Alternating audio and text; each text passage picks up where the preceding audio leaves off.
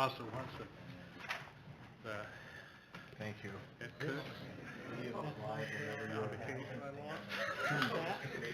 Honest to God. I just gotta get it started early. Not good, not good. I know. So, I think it looks pretty good.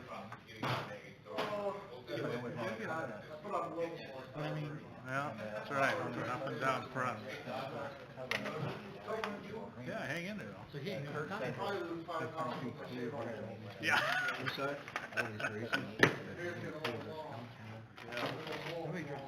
Yeah, right. Hold your breath.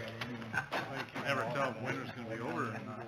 I know, he wants to do it legally, sign contract. Yeah. Oh, my God. Okay, hope he signs it. I have my cell phone. They discontinued the toilet Yeah. tablets? Really? Yeah. We have a lot of people that come and get those. Some use food coloring. I know, we use food coloring, we told them Kool-Aid too. Yeah. Yeah. I'll do some more looking, maybe I can call the company and they'll send some out. Okay. I'll work on it. Well, I can try and look around too. Okay,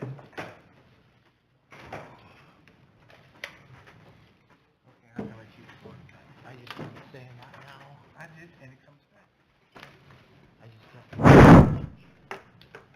have to be more stubborn. Not you. Yeah, just. Just wanna see if the old guys could hear.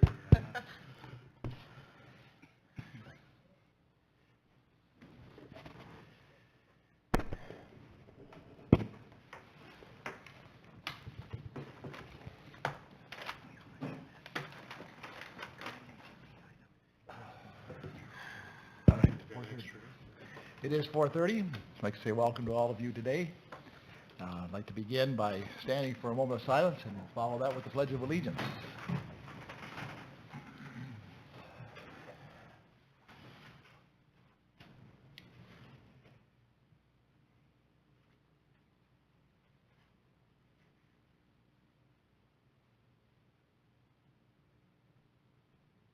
Please join me. I pledge allegiance to the flag of the United States of America and to the republic for which it stands, one nation, under God, indivisible, with liberty and justice for all.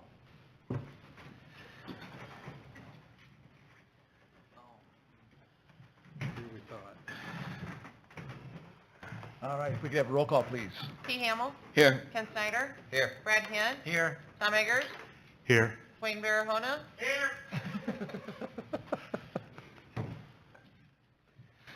Is that all of them? Yep. Okay. And then next item on the agenda would be approval of the agenda. You have that in front of you, I assume? So moved. There's support. Oh, support. Any comments?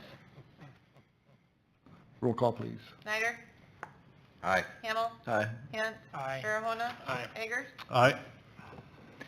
All right, is there anyone here today wishing to speak to matters other than on, that will come later in the agenda items?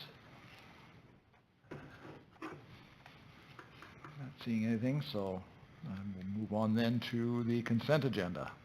Move we accept the consent agenda. Support. Any questions or comments? That D, Yes, sir? I hadn't been around to get the background for that. Okay. We can move it off this consent agenda if you want to discuss it further. If it's necessary. That's your choice. I'd like to know, yeah, Okay, yes, yes. all right, so then the consent agenda minus item D, the assessment for Trilogy lots. We'll discuss that as a separate item Right. after this. Any other questions or comments? Roll call, please. Hamel, Aye. Eggers, Aye. Kent, Aye. Snyder, Aye. Barahona. Aye. Can we do it now? No, we do it now. Okay. So then let's move on, then let's discuss that resolution approving the minimum assessment for the Trilogy lot with HM Ventures. Would you like to speak to that, or Kurt? Sam will take care of that. Kurt, did you want it? No, go ahead. Okay. All right. So, this lot was sold to HM Ventures, Seth Hellinga in 2017, for just under $25,000. a minimum assessment agreement was contemplated in the covenants and in the sales agreement, but an actual minimum assessment agreement itself wasn't executed at that time. So, so this is simply a cleanup item. So what does that, Well, what it means if is, it's not signed, what, will he sign it, or? well, we're hopeful that he will. I mean, it's in the agreements, and it's certainly something that he was aware of at the time that he purchased it. And so the way we're addressing this going forward is now minimum assessments are being executed at the time of sale. Okay. And this one was 5 years ago, and it was in the covenants rather than a separate minimum assessment agreement. Okay. Okay. In talking with Kurt this afternoon, we fully expect him to sign on this. There's not any issues. He's not holding back intentionally. Okay. So we fully expect to be executed. Well, what happens if he doesn't sign it? I mean, he's had it since March 17th. So, I mean, he's had it quite a while. So what's the parameters if he doesn't sign it? Is it developed? Come back to you. Oh, it's still sitting there. It's an empty lot at this point, correct? Or empty lots, two, or just one? Yes, one. Just One one, empty. okay. Will you start expecting the taxes to be paid now then? Even if he signs it, or with nothing built on it? That's how a minimum assessment agreement works. It's regardless of what improvements may or may not be on a lot, the person subject to the agreement is saying it will be assessed at this value regardless Okay. of what the fair market value would be. So part of the history is a change in county officials and how they interpreted the covenants and these agreements and the requirements for additional documents. And so we're playing a little bit of catch-up on a different way of processing these. And this happened to be one that we need to firm up. Okay. Hey, and Ken, just for the history, like, you had county officials change too, so it's changing a little bit of the way we need to do business going forward. Remember, probably a year ago when we sold a residential lot out in Sheldon Crossing, I think to L&K Construction, that was the first time the council considered the minimum assessment agreement upfront for a residential lot. That was the first time. Again, that was because of changes at the county level. So to Micah's point, this is just us going back now and gathering the signatures on this one specifically. So, to my question, it just comes back to the council. So what's the process if he doesn't sign it? More legal fees? More time for Micah? It would be up to the city to decide whether to pursue specific performance or other contractual remedies.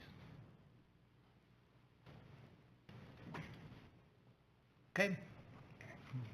But again, from what I've heard with the discussion from Kurt, we fully expect this to move forward. It's not saying that there's not Hope that so. possibility, but Okay.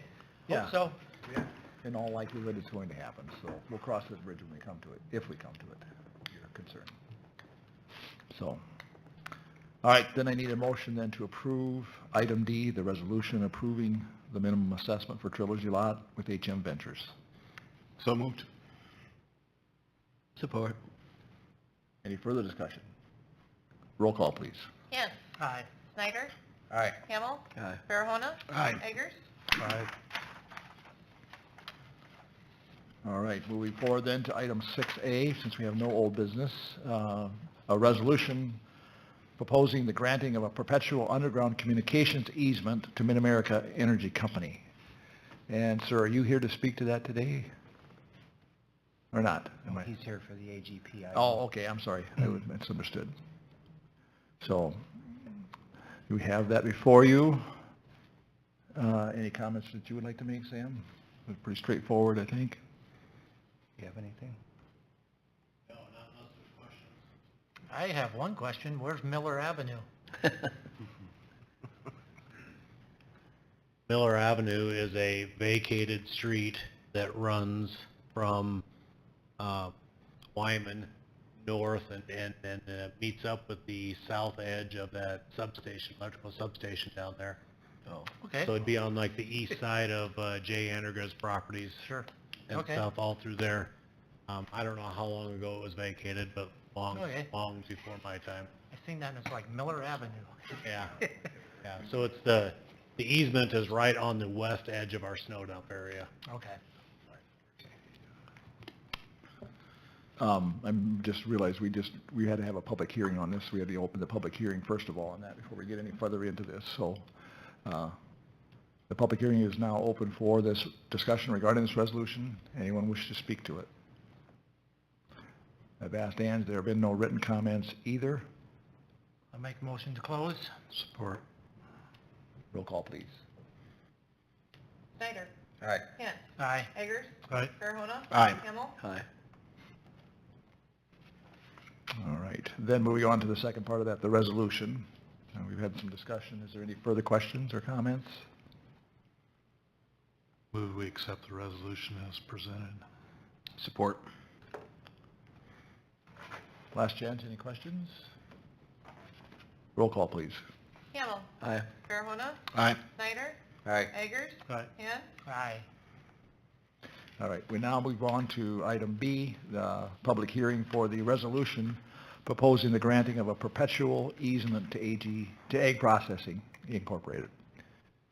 And I assume you're here for that one, is that correct? All right, please step forward to the mic, state your name for the, those that are listening and watching.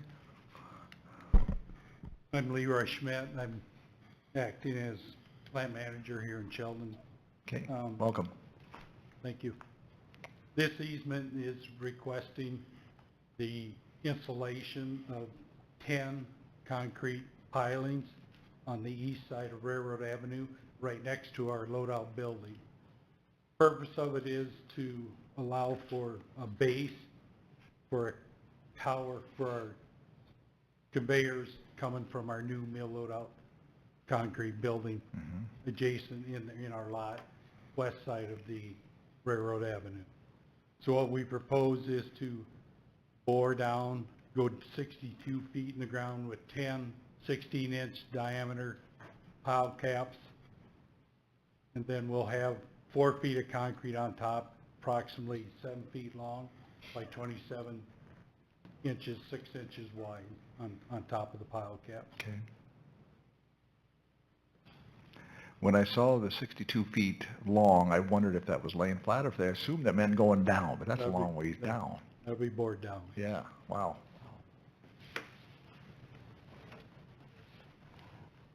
So, all right, are there anything else you have for us today? Nope, I think that's it. Any other comments from anybody here? Just a question of Todd, is there any ramifications of this that you can see in regards to the city's perspective? Yeah, there's some. So, I guess first thing I would mention, and Leroy mentioned the 10 pilings. I don't believe all 10 pilings are actually in the easement. Some of them are on their property and some are on the city property. So the ramifications would be is, you know, when you give an easement, you sometimes are giving up for a singular pipe or a singular cable. Here, you're giving up that area 62 feet deep. So nothing else will be able to utilize that particular piece of ground ever. So you're giving up putting a future fiber optic or electrical line or something through there. The good thing is, though, and the reason why I personally don't have concern with it is the area is already developed. AGP is the landowner on both sides of the road. The west side of the road is not proposed to be clogged up. There's already water there, there's already sewer there, there's already electrical there, there's already communication there. So I think the likelihood of it coming back and being an issue later is slim. And if it was an issue, it'd probably be an issue for the person that put the pilings in the ground. Right. Okay. Thank you. No other questions from me. Thank you. All right, then we'll take a motion to, then again, there were no written comments on this item either, so. Move we close the public hearing? Support. Roll call, please. Kent. Aye. Snyder. Aye. Eggers. Aye. Farahona. Aye. Hamel. Aye. All right, then we have the resolution for approval. Was, I guess I do have one question. At one time, there was talk about them buying Railroad Avenue in that stretch. Is that still being discussed, or is this the option instead of that? This is Plan B. We have no need to buy. You want to ask him to come Yeah, up? go back to the mic if you would, please, just so we can, it's being recorded. So, There's a couple things that have happened since we first started developing this project. I guess right now, we have no need to close Railroad Avenue. We were gonna close it due to constructing a new meal loadout facility on that street. And we felt, as the project developed, construction costs, of course, have escalated to a point where the board did not want to pursue that avenue. So we feel with the construction of our new mill storage, concrete storage, we can get meal to our loadout fast enough and expedite our loading through that way instead of a new loadout build. There's also some other things that have developed with Lana Lakes next door, Purine Yeah. next door to us, that we're pursuing. Okay. So it won't, the pilings won't be in the street, they'll just be in the right-of-way? Or are they gonna be actually in the street? there is a map, if you look at. Yeah, the- it's So, kind of vague. yeah, so Brad, that street is rare, and what I mean by rare is it's not necessarily centered on our right-of-way. So the right-of-way line is essentially the back of curb. So the answer is some of the pilings will be under the road, and AGP's intent is to form the top of their pile cap and make it part of the road. Okay, Yeah, so it'll be, the person that drives by there will never know the piles Okay. are even there.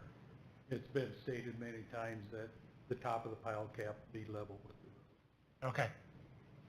Okay, I was just curious if it was gonna, if we're taking a chunk out of the street or No. what? No, Okay. it'll be underground. Nobody, the normal person will never know it's there. Okay, Trucks won't have to worry about sinking in that spot. Yeah, that spot won't move. That's probably gonna be frustrating. So we still need a motion. I don't think anybody's made a motion yet, have they? no. Okay, we need a motion to approve the resolution for further discussion, I think. I'll make that motion. Support. Any further discussion? Then I'll take a roll call, please. Brad Hand. Aye. Eggers. Thank you. Aye. Hamel. Aye. Snyder. Aye. Farahona. Aye. All right, opening public hearing number 3, considering the request to close 7th Street from 6th to 7th Avenue during Bethel Church's demolition. This comes from ID Excavating. Anyone here wishing to speak to that? And again, no written comments. So a motion to close that hearing. So moved. Support. Roll call, please. Snyder. Aye. Kent. Aye. Farahona. Aye. Hamel. Aye. Eggers. Aye. And so now we move on then to consideration of the request, if we want to grant that approval. Any comments from either Sam or Todd? Todd, do you have any comments?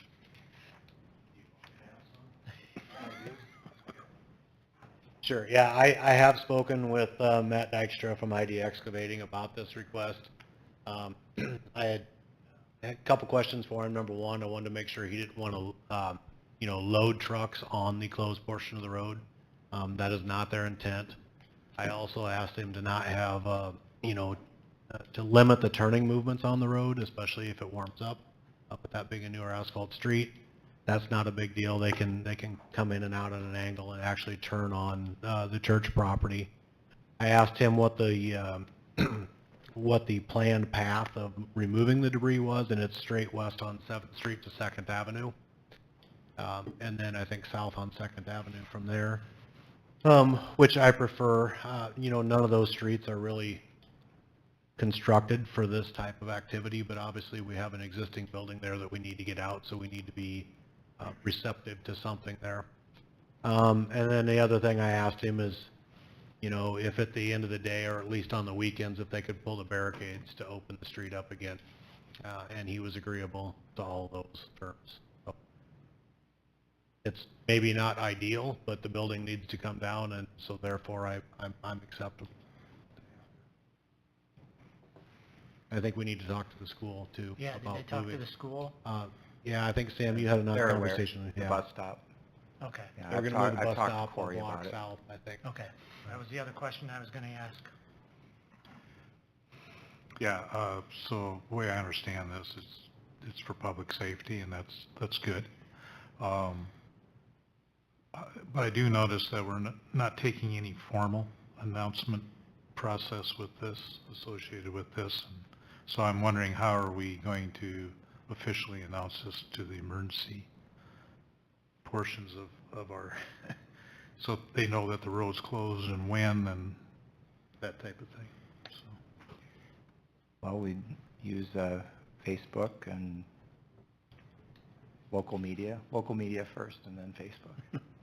Typically, if we have a road closure, Tom, Mhm. and maybe this is not perfect, but typically I send an email to Kristen and Brad and Chief Birch and somebody from EMA. I mean, I typically send an email out. Yeah, I was just wondering, Yeah. yeah. 'Cause we, so- putting my fire hat on here, we talked about the resurfacing of the downtown area, 11th Street's our main route. Right. So we've discussed that, and I'll bring this up tomorrow night at our meeting also. Just want to make sure everyone's informed. We'll get communicated. So thanks for the update on that, so. Do they have any kind of time limitation? I mean, are you gonna, does he keep it moving? Well, the request is for 30 days. He didn't necessarily think it was going to take 30 days, but that was the request. I think he's trying to buy himself some time. If it was a populated block, I would have more concern. Yeah. There's nobody that loses access to their driveway or to the property. They might have to go around the block. To me, there's minimal concern. In his request, he's planning a start date of April 15 and wrapping it up by May 15, subject to weather delays and whatnot. And asbestos removal was the other question, the other thing that could factor in, but, so. So we do need a motion to approve this. I'll make the motion. I'll support. Any further questions or comments? Roll call, please. Snyder. Aye. Hamel. Aye. Hint. Aye. Farahona. Aye. Eggers. Aye. Okay, moving on then to item D, authorizing the CDBG grant application for 321 9th Street upstairs housing. Kurt, you want to speak to that? All right. Good evening. So yeah, we kind of, Sam did a nice job of linking some materials to the agenda too, to kind of give us a little bit of background on what's going on here. But Ben Heiser recently bought the old Sheldon Vision building downtown, 321 9th Street. New tenant on the ground floor, which is great to see. But part of his intention is to redevelop the upstairs into 3 housing units, which is exciting because, you know, with our recent rural housing assessment that we just went through, one of the things identified as part of that was downtown housing. So he would like to put 3 units up there, and part of that, he would like to apply for some new funding that's become available through the state of Iowa, through the CDBG grant program. It's COVID dollars, they're federal dollars, and they come with some strings attached on how you can ultimately apply for them. One of the major strings as far as CDBG grant applications is that you have to funnel the applications through the city, through the local city, and you also have to contract with a grant writing administrator, and you have to put out RFP process, just strings attached, like I said. So what we're considering here today to help facilitate the project downtown, it would be to contract with the local grant writing administrator, and the RFP that we got back was from Simmering and Corey out of Storm Lake. And if you're familiar with Simmering and Corey, They also were the grant writing administrators for our trail project out east, which successfully got us $200,000 grants recently for that project. So the recommendation, if we would move forward, would be to go ahead and authorize that grant administrator for the project. CDBG is not new to the city. It's something we've done before, most recently with the Village Northwest housing projects. I think just as of last year, I think we applied for a CDBG grant through that. So there's some costs associated with that previous grant application, and there'll be some costs associated on the city side with this one as well, which would be really our matching dollars as part of the project. And then talking with Simmering and Corey, we're looking about the max estimated cost to be around $2,000. The nice thing for us is when we received the rural housing grant, if you remember through IEDA last year, the rural housing assessment grant, 50% of these grant costs would be reimbursable. I talked to them down at the state, so we'd be eligible to be reimbursed up to 50% of our costs associated with this grant application, which I think is encouraging for us to help limit some costs there as well. So some timeline with the project. Application deadline is April 30, so a pretty tight timeline, number one. Grant applications as they're submitted, we'll find out 30 to 45 days from after the grant is submitted if we've been awarded here at a local level. And then if awarded, the developer himself has until July of 2023 to complete the project to be fully refunded as part of the grant. So the nice thing for the city is that then, a year from now in July, there'll be 3 brand new units in downtown, redeveloped, revitalized, and then, downtown housing, which is a priority of ours, so which is exciting. So anyway, I'll answer any questions anybody has. This is nothing new. CDBG funding requires the local government, local city to be the grant applicant. So, and this is us playing a part with the developer to facilitate the project. Kurt, are there apartments up there already, or are they going to turn that into living space? So there used to be apartments up there a long time ago. If you if you go up there now, you can see toilets. There's sinks, there's some stuff up there, but it's been, I don't remember the last time, I don't know if anybody up here knows the last time somebody's lived up there. It's been a long time, so, but there needs to be some significant work to get those things going again, so. And who is the tenant at the bottom? The gal's name, give me just a second. This is me just being curious. Yeah, no, it's a good question. Counseling service. Yeah, a Time to Grow, it's a counseling service, it's an outpatient mental health facility. Okay. So, yeah, she's been open now since the beginning of February. Very cool. Yep. So, yeah. So Kurt, this looks like a new tool or venue for future development as Correct. well. What's, I'm taking this as the first time we've ventured into this as a city? For CDBG funding, for our advantage. Other than what we've done with the village, we partner with Barry and his team with all of their 2 new housing projects that they've had. Mm-hmm. They've applied for CDBG funding and were awarded both times. But again, the eligible applicant was the city. So we use the exact same process with that? Correct. And exact incurred same. the same costs? Incurred the same cost. In fact, I think if I look back and we talked about this, I think the costs for the village project were higher. Okay. So let me ask another question. If this is a tool moving forward, what are the restrictions? money, eligible funding through the But I program. mean, as far as who can apply for the grant and who can't? For this one is eligible for downtown type housing, upper story type housing. So that's a restriction within this program. They're federal dollars, they're leftover COVID dollars that they're looking at reallocating. So based on this program, it's restricted to upper story housing. Okay. Specific to downtown housing. So as we continue to work our inventory of downtown, we're hoping that as we get through this application process, that there's additional funding available going forward, that we can work with some other, land property owners in downtown to continue. Because we're hoping this can be a success story to help, one, revitalize, but two, build some momentum. Because it takes projects like this to start building that momentum. We use this program as our tool to say, hey, here's dollars. We'll assist you in helping you write the grant to facilitate the project. So you see this as a tool for SEDC moving forward for revitalizing remaining properties I do. downtown? Yeah, as long as there's money available through the CDBG process, I do. Right. Yep. And SEDC and the city, absolutely. Okay.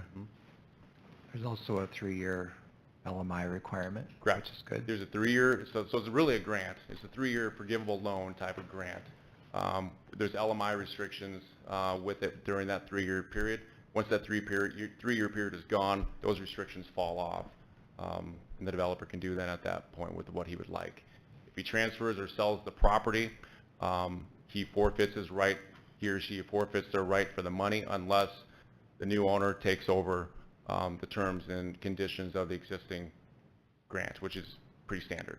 So if he would decide to sell it, the new owner would have to come in and take those terms and conditions of that grant. So it's a good program. I think, like I said, the momentum thing is what's exciting, I think, on the SCDC and the city level is as we continue to look at downtown and try to revitalize some of the stuff and continue to get more tenants and more business, housing comes along with that. I think that's going to hopefully be a little pulse down there with some of that, with just the new construction, revitalization. So, If you ever get a chance to go up in some of those buildings, most of them had something up there at one time. It's kind of fascinating to wander through them. There's a lot of potential there. I agree. So we are on a tight timeline here. When I'm looking at the resolutions we have to approve, it almost seems like we should be approving the public hearing first and then, but is that why we have these? I mean, if for some reason we get kicked back at the public hearing and decide, no, we don't, this isn't going to go forward, and again, that's a small possibility, but then the grant writing, does that stop the grant writing application at that point? Are we would stop too far it into it then or not? If as a council and mayor we decide 2 weeks from now we're pulling back, it would stop it immediately with Simmering Quarry. Yep. So, There may be a few small costs associated with that, but as we look at what our max exposure is for starting the process through facilitating and submitting, it's around $2,000. 50% of that we think we can get reimbursed through the Rural Housing Assessment Grant that we've already received. So the matching funds come from the developer themselves. So the 20% match of the project comes from the developer. Our only skin in the game is helping write the grant for him to facilitate the project. So I hope there's no kickback on We're looking at an overall expenditure of $1,000. I would say overall $2,000 with a hopefully 100 or 50% reimbursable through IEDA for that. Yes. the actual grant application writing process is 900, and then there's publications that have to go out and so on, and so they're estimating 2,000. It could be a little. Right, but I'm saying if we have a rebate that comes back. Right. Correct. And so, I mean, there's some ifs, but maximum of 2,000, but. Correct.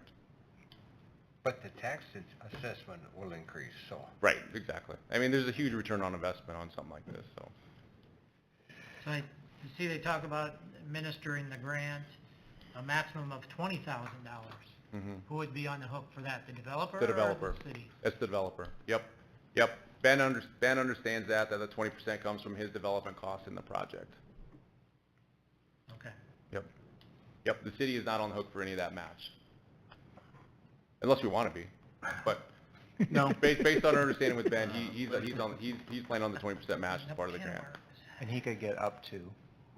Up to $500,000 for the project. Yep. Up to $500,000 for any single project. There's roughly about $10 million available in the program right now, so we feel pretty confident that we'll be funded to some extent for this project locally. So. All right, any other questions? All right, thank you, Kirk. Yeah, you bet. So then we'll move on then, first of all, approving a resolution awarding the grant writing and administrative services. So moved. Support. Further discussion? Roll call, please. Farahona? Aye. Hint? Aye. Eggers? Aye. Snyder? Aye. Hamel? Aye. And then on to the second resolution, which sets a public hearing on community development housing needs assessment, which will be at our next meeting on April 20. Make the motion to approve the public hearing? Support. Roll call, please. Farahona? Aye. Hamel? Aye. Hint? Aye. Snyder? Aye. Eggers? Aye. And then another resolution setting another public hearing for submission of a CDBG CV application for the 321 9th Street project. So moved. Support? Roll call, please. Snyder? Aye. Eggers? Aye. Hint? Aye. Farahona? Aye. Hamel? Aye. Okay. Moving on then to our reports. Sam, anything you'd like to report at this time? I do not. Todd, anything further from you?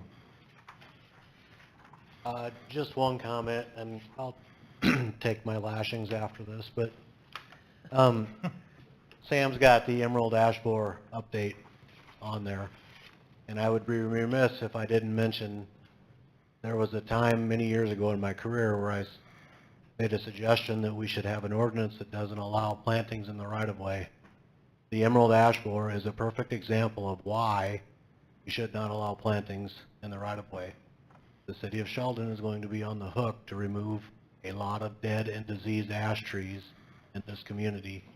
And when that happens, there's going to be a lot of new plantings, and all we're doing if we allow those new plantings in the right-of-way is setting ourselves up for the next Todd and the next council to go through the same process with the next disease.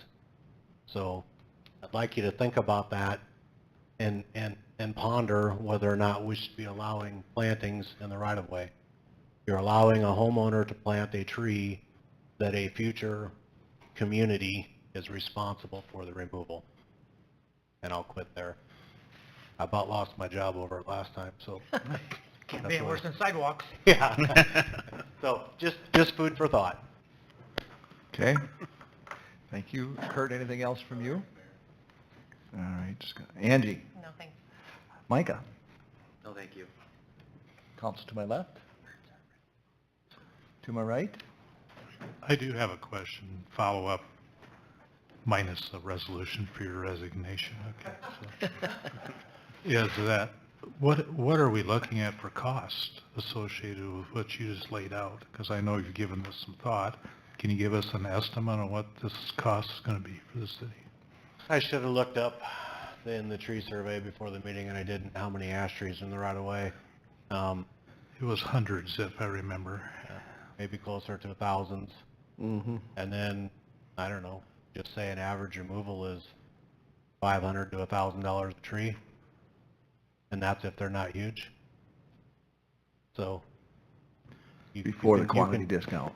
What's that? Before the quantity discount. Yeah, yeah, which I'm not anticipating getting. To see 3 new tree services start up in town, yeah, right? Yeah, and Sheldon won't be alone in this, and if the council chooses not to do that, that's fine. I Right. just, I think it's part of my job to make sure you're aware of the liabilities by what we're allowing. The reason I ask that is, I think sometimes as a person, I'll listen to the dollars and get my attention, and then the logic will play out after that. So if I know this is going to cost us a whole lot of money, maybe we start to consider what you're proposing a little more strongly. I'll put some dollar estimates together for you, Tom. Okay, thank you. You got them excited. I know. Okay. Anything else? No, we're done. We beat you already, sorry.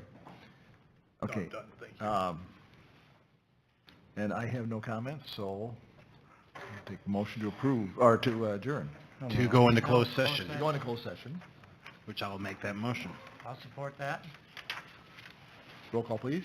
Eggers. Aye. Kent. Aye. Farahona. Aye. Snyder. Aye. Hamel. Aye. All right.